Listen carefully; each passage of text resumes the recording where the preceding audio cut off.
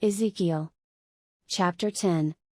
Then I looked, and, behold, in the firmament that was above the head of the cherubims there appeared over them as it were a sapphire stone, as the appearance of the likeness of a throne.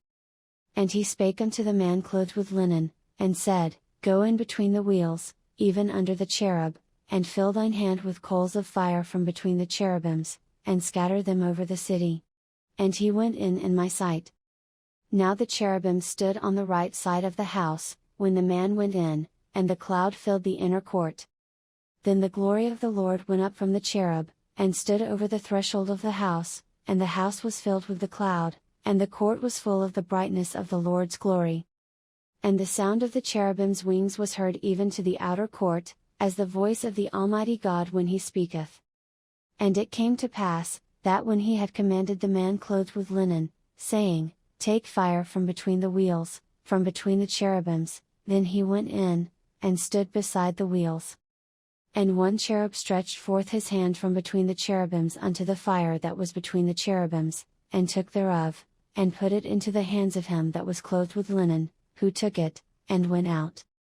And there appeared in the cherubims the form of a man's hand under their wings.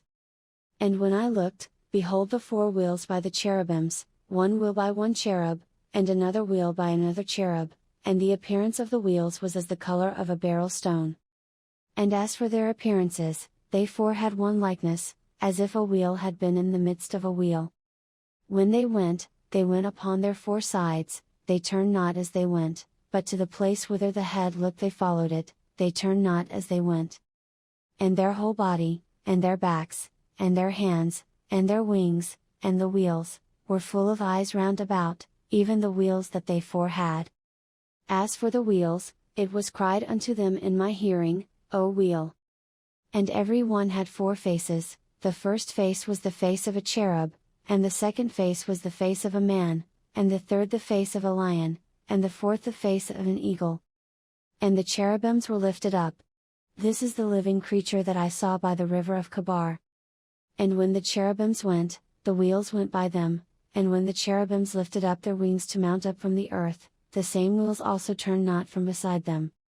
When they stood, these stood, and when they were lifted up, these lifted up themselves also, for the spirit of the living creature was in them.